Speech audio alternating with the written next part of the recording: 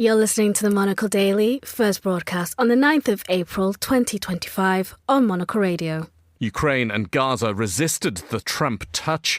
What about Iran? Coalition confirmed in Germany. How will it cope with the rise of the right? And foodie mecca San Sebastián discovers a World Cup allergy. I'm Guy Delaunay. The Monocle Daily starts now.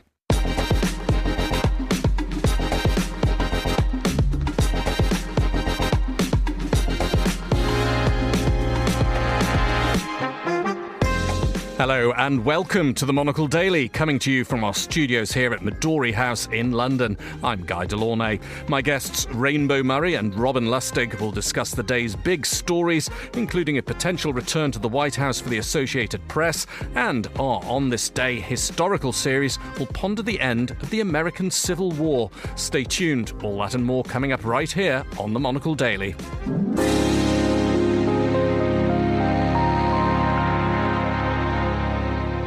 This is, as I said, the Monocle Daily, and I'm Andrew Muller. Oh, no, I'm not. I'm Guy Delaunay. Also in the Midori House studio today, Rainbow Murray, the Professor of Politics at Queen Mary University, London, and Robin Lustig, the journalist, broadcaster and former presenter of The World Tonight on BBC Radio 4. Not at all intimidating to be presenting a radio programme in your presence, Robin. Not at all. That was a long time ago. I remember doing two ways with you down the line, so please don't say that. We did. I was saying before we came in, life does seem to be coming at us very, very, very quickly and rather hard of late. With the Trump tariffs, the war in Ukraine and Gaza, Liverpool top of the Premier League. The mug says keep calm and carry on. How are you handling it? I'm swimming. Is that literally or metaphorically? Both. I am literally swimming. I go swimming 5 times a fortnight. When all the world is coming at me and I've got too much on my mind, I find it quite therapeutic to just stare at the floor of a pool for a couple of hours and have other swimmers coming at me rather than news stories and existential crises. So you've not got one of those bone conduction headphone sets playing podcasts at you while you're doing your swimming? I do not. I zone the world out and I count lanes, and when I get out of the pool, the world seems just a little bit less awful than it was when I got in. Sounds like a reasonable strategy, Robin. You've dealt with enough life coming at you as a professional journalist over the years. What's your strategy? I wish I had one that worked. The problem is that after having done it for so long, I am now addicted to news, and I can't shake the addiction. So I try most mornings to go for a walk in the local woods, because trees are very calming and all the rest of it. But of course I do have podcasts on, and they are podcasts about what's going on in the world, so it doesn't really relax me as much as it should. I wish I could tune out more than I do, but it's hard shaking an addiction. We are enjoying... Sorry, Rob, Rainbow. I was going to say, listen to birdsong and look at bluebells. Yeah, I do try that. My wife and I are currently watching a Netflix programme called Murder Mindfully, which is a very entertaining German programme, but it does actually include some tips on mindfulness, on murder? And on murder, but the mindfulness aspect of it, you'd think it's a black comedy, and they're not playing it for laughs. It's actually the mindfulness elements in it are played absolutely straight. And that's quite refreshing. Well, check it out. And I shall be deploying them, but not the murdering bit. That would be bad. I mentioned, anyway, Trump tariffs, but we're not going to talk about that today. Everybody will probably be relieved to hear that we do have a couple of stories revolving around the not inconsiderable figure of the 47th President of the United States, the first of which is his forthcoming effort to persuade Iran to scrap its nuclear program or face the consequences. Talks will take place in Oman this weekend. Now, does Donald Trump strike us as the kind of leader who's capable of great feats of diplomacy? Because, just to quote James Landale in the BBC, in the few short months he's been in office, the US president has sought and failed to bring peace to Gaza and Ukraine. He has bombed Yemen. He has launched a global trade war. Now he's turning his attention to Iran. I wonder who to feel sorry for. It's not a great track record, is it? I mean, this is a man who said he was going to end the Ukraine war on day one of his presidency.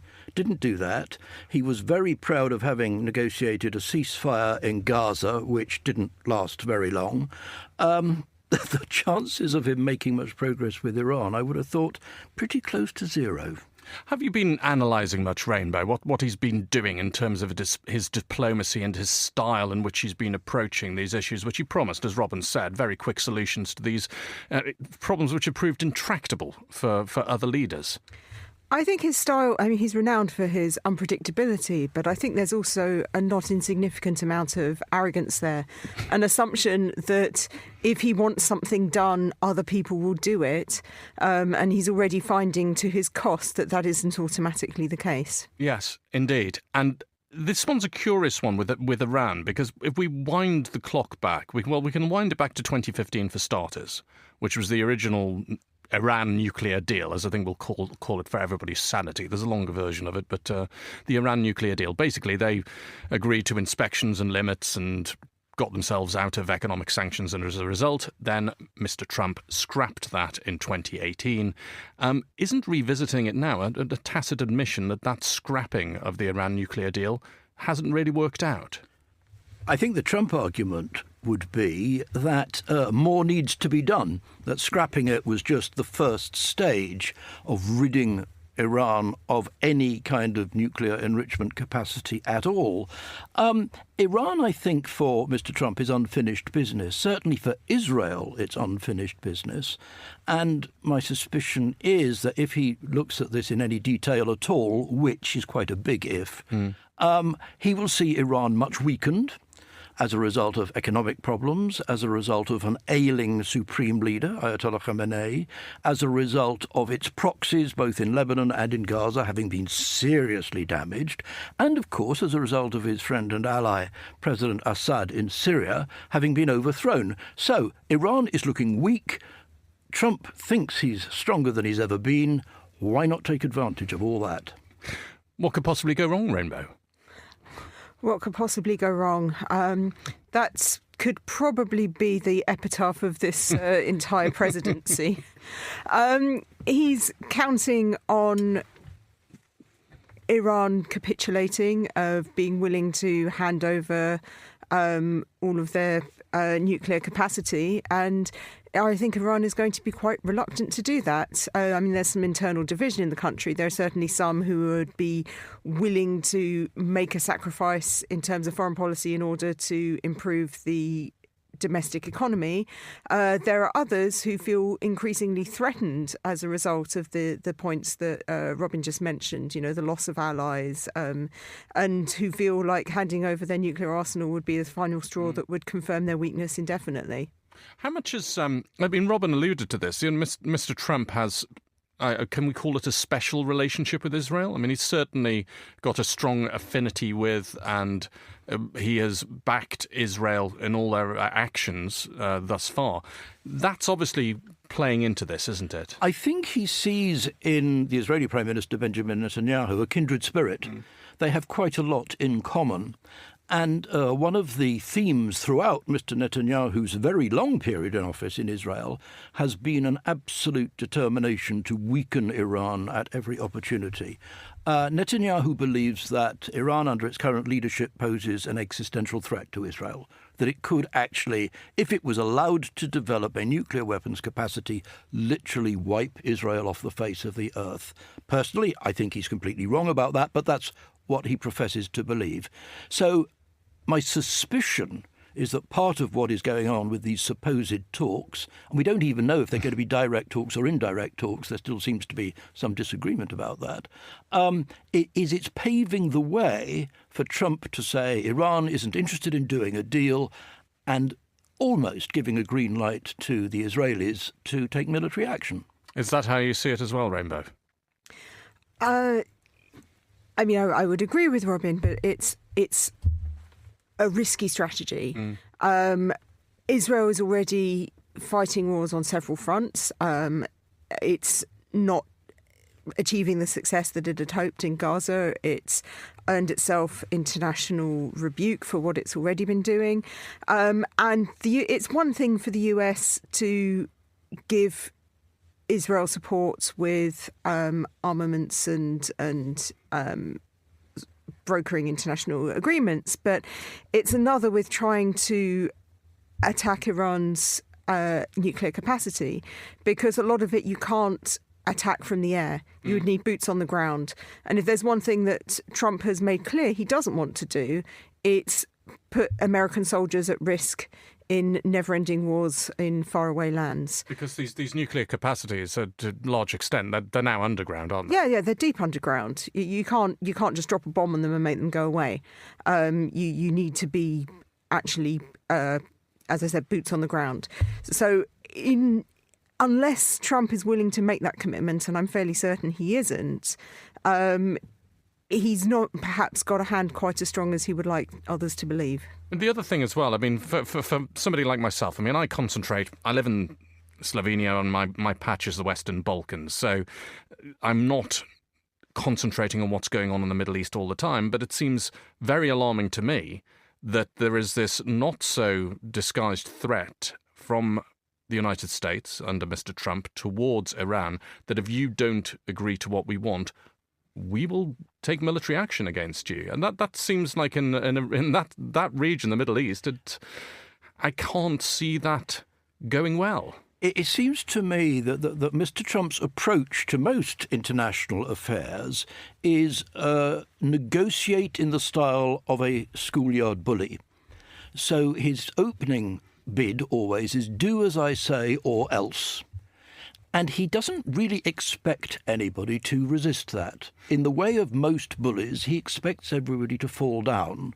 And I think one of the reasons that he's got into trouble with his Ukraine strategy, such as it is that President Zelensky has not fallen down. One of the problems he's got into trouble in Gaza is that Hamas has not fallen down, although, as I say, it is much weakened. I don't think there's any chance at all of the Iranians falling down. So it is a strategy which seems to me unsuccessful, likely to be unsuccessful. We're seeing it now on the stock markets. We're seeing it with tariffs. He expected everybody to say, oh my God, you're putting tariffs on us. What can we do to get you to lift the tariffs? Well, the Chinese aren't. The EU isn't. They're fighting back. And I don't think he expected that. Do you see a pushback, a strong pushback from Iran, Rainbow? I think they need to figure it out amongst themselves, because they do have differences of opinion within the country, but I suspect that they are not going to roll over, and that this is not going to be as straightforward and easy as Trump would wish. You know, I think it's worth reminding ourselves at this point, and I've written this down, but, you know, we're not even at the 100-day mark yet of the Trump administration. And this is the usual sort of watershed where one assesses what's gone on with a new presidential administration in the US. But so much seems to have happened in that brief period since Inauguration Day, which was only on the 20th of January. One of those early moves, and I imagine this is very close to your heart, Robin, as certainly was to mine, was an attack on the freedom of the media. And the headline for that, where we first started the alarm bells really ringing, was the White House barring the Associated Press from presidential events because it wouldn't follow Trump's executive order to refer to the Gulf of Mexico as the Gulf of America. Now, since then, incredibly, the White House appears to have been quite happy to accommodate Russia's state news agency, TASS, but not the AP, which is, you know, for any journalist, if you want to know what's going on in the world, the AP is definitely one of the sources you would trust. This is quite extraordinary. But now a court's ordered the White House to restore AP's accreditation, citing First Amendment rights. Not that the White House is playing ball yet. The AP haven't got their reporters back in. But gosh, I imagine this is very close to your heart, Robin. It is very close to my heart, and I know I'm pleased that the court has ruled as it has, although I think it's given a 7-day stay to see how the White House will react. I mean, Mr. Trump's attitude towards the First Amendment rights, freedom of speech in America, seems to be you're free to say whatever you like as long as I agree with it. And this is not freedom of speech. Access to, unfettered access to White House briefings and the rest of it is essential for an outfit like the Associated Press. I started my career as an agency man with Reuters, the other major global news agency, and I know how important it is for an agency to be where the political leaders are, to hear what they say, and then to file it as fast as possible. And speed is of the essence. If you're not in the room, you are disadvantaged. So there's a commercial disadvantage to the AP. There's an essential point of principle which is the First Amendment of freedom of speech. We know that Mr. Trump doesn't like people saying things that he doesn't agree with, and he tries to stop them whenever he can. Let's hope the courts push back. It's not a sign of great confidence, is it, Rainbow, that if you're... I always think it's a matter of faith, really. If somebody's faith is strong, they can stand with having their faith tested or people speaking out against their faith. But Mr. Trump doesn't seem to want anybody to voice any opinions or indeed any viewpoints which contradict his particular worldview. And that doesn't strike me as a move of a confident leader in a way. It strikes me as the move of an authoritarian leader, of one who likes to control others and restrict people's opportunities to disagree with him. What I found really significant in this story, I mean, Robin obviously has a very keen interest in it as a journalist. I also have a keen interest in it as a professor of politics, because what we have seen since the arrival of Trump in power is systematic attempts to erode democracy. One of the pillars of democracy is freedom of the press. Another pillar of democracy is independence of the judiciary. And what I found really significant here was that a federal judge who was appointed by Trump and whom Trump therefore expected to be loyal, to do his bidding, decided instead to uphold the Constitution. And so we saw the judiciary taking an independent stand against the executive to defend the Constitution, to defend the freedom of the press.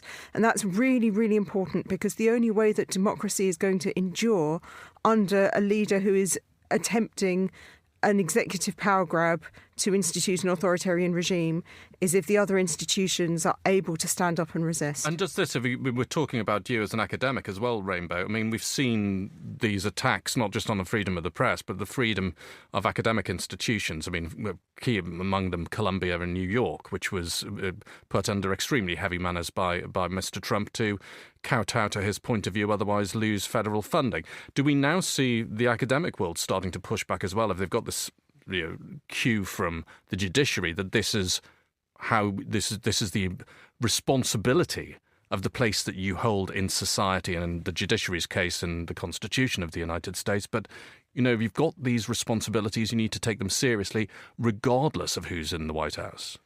There are certainly those within the academic community who are very committed to pushing back as strongly as possible. The struggle is, of course, that they are having their purse strings cut. And that significantly reduces their power, because, you might have a freedom of voice, but if you've got no money to back yourself up, then you're effectively destroyed. And that's what we're seeing. We're seeing attacks on the purse strings in the same way that we've seen attacks on a lot of government institutions through the so-called Department of Government Efficiency. If you simply defund things, you strip them of any power to be able to fight back. You can't defund the judiciary in the same way, so that's one of the rare instances where you can see resistance. Because the journalists are also facing defunding. Voice of America, public broadcast system, they're facing defunding, perhaps not just if they don't kowtow to Mr. Trump, but just full stop. Yeah, I mean, one of the paradoxes about the attacks on academic institutions in the US is that some of them, Columbia included, have massive endowments, billions of dollars of endowments. So they're not exactly struggling on the breadline. I think one of the things that has happened, and we've seen it, I think, both with the judiciary, with academic institutions, perhaps also with the media, is that they were so traumatized by what happened in the first days and weeks of the Trump presidency that it took them some time to realize what was going on and what their responsibilities were. They are now, I hope, beginning to show some spine and resist. But of course, these things move slowly. The court system always moves slowly. All the legal challenges will go to the Supreme Court eventually. And who knows how that will work. I mean, this is the thing. So it's good that the judicial system is moving quickly, because we saw, didn't we, in the US, the price that you pay. The old phrase is justice delayed is justice denied. And just somebody who's covered a lot of war crimes courts for a living, it grieves me how long those processes take. But if you look at what we had with Merrick Garland, the former Attorney General, and the fact that we didn't in 4 years have a criminal process for fomenting an insurrection in the United States before the next election came around, that's extraordinary. Has the judiciary learnt its lesson from that, perhaps? One would hope so, but I think it is unprecedented to use that word, which has now become such a cliche that we shouldn't use it anymore. Mr. Trump has done that thing that Silicon Valley always talks about, moved fast and broken things, which we haven't seen before in the executive leader of a major democracy. The other thing, which his former consigliere Steve Bannon used to talk about, and I'll have to be careful with my language here because we're on Monocle Radio, flood the zone with human excrement. And it's something which people weren't expecting to see, and it has taken them, as I say, time to work out how to react. But they are now beginning to react. Is that the way you see it as well, Rainbow? Yes, I think people knew that Trump 2.0 was going to be different and more challenging than the first term. I still think there were a few who anticipated how rapid and how brutal the changes have been. So there has been a period of reeling, I think, of trying to figure out how to react and how to respond. But we are seeing growing resistance. All the protests that you saw in the country at the weekend were an example of that. And I think that's the beginning rather than the sole strategy that people have. But it does take a bit of time when you are looking at so many changes in such a short period of time. It does take a bit of time to figure out how best do we react to this and what is our response going to be. And there's also an element of divide and conquer, of course, that the only way that people can be effective is if they put aside all their other differences and say, well, the one thing we agree on is we're not happy with this current situation and something needs to change. One of the shortcomings of the US Constitution, it seems to me, is that the only mechanism available to get rid of a president is through impeachment. And they've tried that twice with Trump, and it didn't work. When we had in this country a Prime Minister, Liz Truss, who turned out to be something of a disaster, she was dethroned within 45 days. So there's a huge difference between different forms of democracy. And as I say, I think it's a shortcoming of the US form of democracy that there isn't a way of getting rid of a president who quite plainly is doing immense damage, not only to his own country, but to the rest of the world as well. But actually, there is one thing in common there. The reason why Liz Truss got impeached, I misspoke. The reason why she got dethroned and ousted from Downing Street was because her own party turned on her.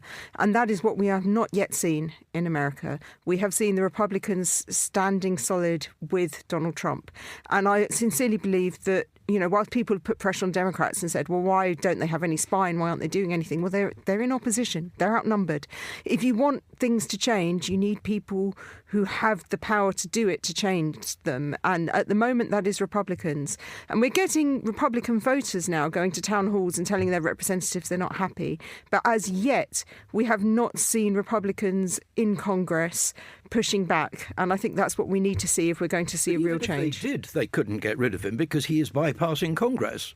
At the moment, the Congress has virtually been written out of the picture. There will be midterm elections, obviously, next year, and it is quite possible that the Republicans will lose their majority in both houses. But even then, if the courts allow Trump to continue to use executive orders in the way that he has done, he can carry on. Well, we're going to come back to this side of the Atlantic now and look at what's going on in Germany very much today, because within the past few hours, the Chancellor-designate Friedrich Merz has reached a deal with the Social Democrats. And that means his Christian Democrats, who are pretty much conservative, will be returning to power for the first time in 4 years. Mr. Merz reckons he'll be leading a strong government capable of action. But Rainbow, what kind of action will that be? Oh, he's got a rather full agenda, hasn't he? He's even since the period of the election, he's found himself very much having to react to events. Two of the key changes that have occurred since the election, which, bear in mind, was only in February, is that we've had a significant change in foreign policy, with the US seemingly abandoning its support for Ukraine, which means that Europe is now feeling a great deal more threatened by Russia. They've lost their strongest ally, and therefore we are now looking at Germany having to invest a great deal more in defence spending, which has meant that they have now decided to part with their rules on deficit reduction and say, well, it's okay to spend on defence. And now we have this new situation as well with the whole issues with tariffs, which is now presenting a great threat to the German economy. So the strong stance that was being taken previously on areas such as borrowing, on taxation, the government is now having to look anew at this. But what is encouraging about this, I think, is that they have not succumbed to the siren calls of the far right, as we have seen in some other European countries. There was the possibility there. I mean, the far right in Germany at the time of the election was the second biggest party. The polls are suggesting that they're now potentially the most popular But party. they're still speaking their language, aren't they? I mean, you know, Mr. Merz is talking about a repatriation offensive, which is the kind of language that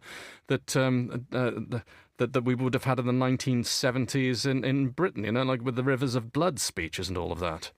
I think that Mr. Merz is going to find himself having to chart a way through the thickets of the immigration debate, much as all Western European democratic leaders have to do, because there is a huge groundswell of public disquiet at the numbers of immigrants who are coming into developed, richer European countries.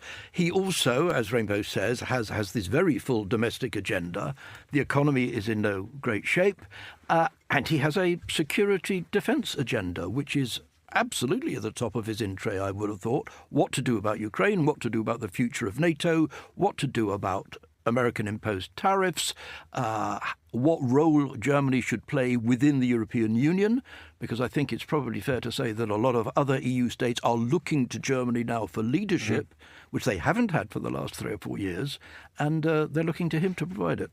You know, I was trying to come up with the words Enoch Powell, and my brain was saying Elon Musk. It's a bit unfortunate, isn't it? But understandable. Yeah. I hope you'll give me a pass on that. Does this mean, though, Rainbow, when we're talking about this full in-trade, these challenges, I mean, Germany has been the industrial powerhouse. It has this trade surplus because of its gigantic industrial output. But we're seeing more and more that these traditional strengths of the German economy are being tested, whether it's by tariffs, whether it's by the development of battery electric vehicles by China. Is Mr. Merz going to have to oversee some sort of pivot for Germany while he's in government? I think he's going to have to be quite creative. He's facing a different set of cards on the table to the hand that he thought he'd been dealt.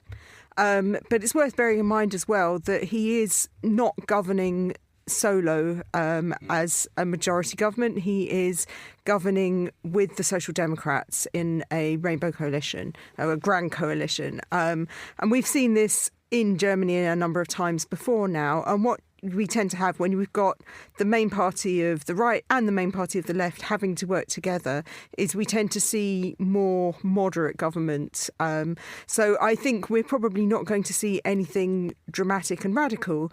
But I think the recent events that we've seen in response to the behaviour of the US administration has reinforced a sense throughout Europe of this need to work together. And I think within that, we've mentioned Germany sort of demonstrating economic leadership there. But we also have to bear in mind that France is taking defence leadership. It's talked about extending its nuclear umbrella over Europe. So I think we're going to see some close collaboration between Germany and France now as the de facto leaders of Europe. And I think on a number of fronts, including as a sort of economic response to the tariffs, Germany is going to have to consider carefully its place within a reinforced European Union. I could see Robin nodding along. Yes, I agree with all of that. I mean, President Macron of France, of course, has got his own political difficulties. But I think if Mr. Merz and President Macron can find a way of working together, that could provide very strong leadership for the EU, and that is much needed. And talking of leaders, this is a bit of a pivot here myself. I've spent a lot of time around the leaders of international sports governing bodies over the years. I mean, you may be aware I live in Slovenia. The current president of UEFA, European football's governing body, is from Slovenia. I have spent time with him. And And I generally come away feeling the need to take a shower after spending time around these people, to be frank. And it seems I'm not alone, because half a dozen neighbourhood associations in the wonderful city of San Sebastián have written to football's world governing body, FIFA. And the message is that you can take the 2030 Men's World Cup and shove it where the sun doesn't shine. Mind you, having spent time in the extremely rainy part of Basque Country, perhaps that's the wrong analogy. But still, are people finally getting the message, do we think, that sports bodies and global sports events are not their friends? Well, I think people tend to be quite negative about hosting sports events right up until the point where the sports event actually turns up in their town.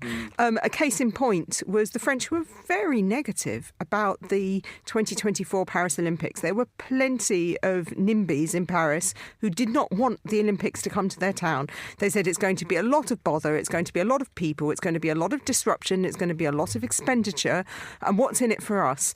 Then it actually happened and everyone thought, oh, this is amazing. We're so pleased that we did this. It was a similar thing for the 2012 Olympics in London, which I lived through. So I can't guarantee that this will entirely appease the residents of the Spanish town, but I do think that often people dislike the idea more than the reality. I think there is an issue. I mean, I agree entirely with what Rainbow says. I particularly remember the London Olympics in 2012. And as she says, right until the last minute, the attitude was we don't want them, they're going to be a disaster. And of course, they turned out to be a great success and everybody in London was very proud of them. The problem, I think, is that in an era when governments and city authorities tell voters that there's no money to do this and there's no money to do that, and you can't have better schools and you can't have better healthcare and you can't have all the holes in the roads filled in, to suddenly see billions of dollars being spent on sports facilities and infrastructure for a mega world sporting occasion sticks in the craw. And I think that's one of the reasons why there is this sort of upsurge of negativity, which I'm sure will dissipate, but it's still real. I mean, the concerns of the San Sebastián residents is that the World Cup would worsen living conditions in our city by further exacerbating over-tourism. And at this point, I want to bring up a very good book by Andrew Zimbalist, who's a sports economist. It's called Circus Maximus. And he does this analysis of what sporting events actually bring to host cities.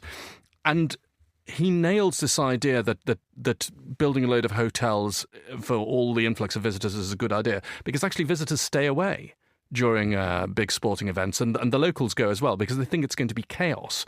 So you actually end up with a lot of empty hotels. So a very good idea is to wait until just before a big sporting event, if you're going to a particular city, and then book the hotels at the last minute, because I can assure you you'll get an excellent deal. It's interesting, isn't it? I mean, it depends a lot on how these sporting occasions are organised and how the local authorities plan the infrastructure investment which goes with them. I mean, I think London generally has done quite well in that what was the Olympic Park is now a much valued and rather lovely park for the public to use. What was the athletes' village is now low-cost housing. So there are a number of improvements. But it does depend. Lots of cities have almost bankrupted themselves by hosting major world events. And I'm not surprised that at least some people in San Sebastián are worried about what might happen to their city. Yeah, I mean, Athens is another example. Rio is another example. These things didn't look good. The swimming pool just certainly didn't look good on TV in Rio's case either. Oh, I remember the green water for the diving pool. The diving pool, wasn't that? Yes. It was not a good look. But I guess one of the main advantages of hosting an international sporting event is the reputational gain and the long-term investment in infrastructure, as well as the soft power that comes with it. If the people were saying San Sebastián is saying that they don't want the reputation advantage because they don't want to attract more people, then you can kind of sympathise with that point. But it's worth pointing out that the mayor doesn't agree with the naysayers. The mayor is quite keen on the economic advantages that can be accrued from hosting these sorts of events. So we shouldn't assume that because some people are opposed, therefore everybody is. Indeed not. Well, I'm being given frantic signals that we've chatted far too long, but it was a great pleasure to speak to both of you today, Rainbow Murray and Robin Lustig. Lustig, thank you very much for joining us on The Daily.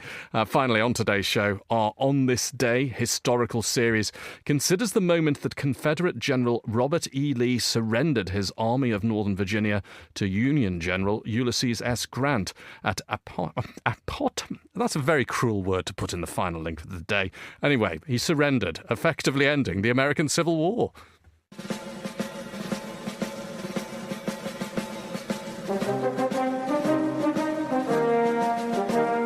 Funny, Wilma McLean must have thought how life turns out. A few years previously, the prosperous Virginia grocer had been living near Manassas. On July 21st, 1861, during the First Battle of Bull Run, the first major clash of the U.S. Civil War, his house had been commandeered as a headquarters by the Confederate General P.G.T. Beauregard. At one point during hostilities, a Union cannonball had come down a chimney.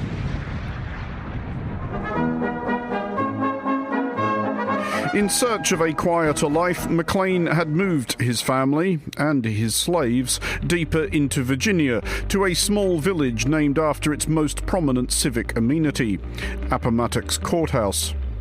It took a while for the war to catch up with him, but it did. On the morning of April 9th, 1865, Confederate General-in-Chief Robert E. Lee and his weary, depleted Army of Northern Virginia were cornered near Appomattox by vastly superior Union forces. A dust-up, desultory by the gruesome standards of the war, ensued. A few hundred more men dead atop the hundreds of thousands already lost. One would not have required Lee's expertise in military matters to appreciate the hopelessness of the Confederacy's overall situation. But it is one thing to know you're beaten, another to admit it, to yourself and to others. Questions of self-preservation must also have been preoccupying Lee and other senior officers. If the victorious United States was in unforgiving mood, they were all guilty of a monumental treason. Certainly, people had hung for less. Nevertheless, a Confederate officer was dispatched to the Union lines waving a white dish towel. At around 8 a.m., Lee himself rode out to meet his Union counterpart, Commanding General of the U.S. Army, Ulysses S. Grant. At some point after that, someone knocked on Wilma McLean's door, asking to borrow his appropriately dignified home. Legend insists that McLean later reflected that the U.S. Civil War had started in his front yard and ended in his front parlor. It was all very gentlemanly, at least initially. Lee presented himself at the McLean house in full ceremonial dress. Grant trudged up the steps in fatigues smeared with battlefield mud. The two generals shook hands and reminisced extensively about their service together in the Mexican-American War 2 decades previously, before terms were discussed. They were actually pretty generous, Grant agreeing to furnish rations for Lee's famished men and allowing them to keep their horses and sidearms. Treason was not mentioned, never mind formally alleged. A misty-eyed myth developed that Lee humbly handed Grant his sword, only for Grant to nobly return it. Grant's own memoirs dismiss this yarn as the purest romance. Grant also concurred with Wellington's maxim that little but a battle lost can be so melancholy as a battle won. It was impossible to say whether General Lee felt inwardly glad that the end had finally come, or felt sad over the result and was too manly to show it. Whatever his feelings, they were entirely concealed from my observation. But my own feelings, which had been quite jubilant on the receipt of his letter, were sad and depressed. I felt like anything rather than rejoicing at the downfall of a foe who had fought so long and valiantly and had suffered so much for a cause, though that cause was, I believe, one of the worst for which a people ever fought. Once the deed was done, proceedings grew less ruly. Union soldiers desiring a souvenir of the moment emptied Maclean's house of furniture, fixtures and fittings. Some paid prices of their own determination for their loot, others just helped themselves. If you visit the National Museum of American History in Washington, D.C., you can see the small table on which Grant drafted the instrument of surrender. On this day 160 years ago, Union General Philip Sheridan left $20 for it and entrusted it to a fellow cavalry officer. His name was George Armstrong Custer. The argument that the US Civil War did not entirely conclude at Appomattox Courthouse is neither original nor inaccurate. America's culture wars ever since have mapped pretty closely to the North-South split of the 1860s, spiritually, if not always strictly, geographically. It is a US president from the Union State of New York who has signed an executive order demanding that Confederate monuments recently pulled down be put back up. For Monocle Radio, I'm Andrew Muller. And that is all for this edition of the Monocle Daily. Thank you to our panellists, Rainbow Murray and Robin Lustig, producer Tom Webb, researcher Francesca Gilks, and sound engineer Elliot Greenfield. I'm Guy Delaunay here in London. The Monocle Daily will be back at the same time tomorrow. Goodbye, and thanks for listening.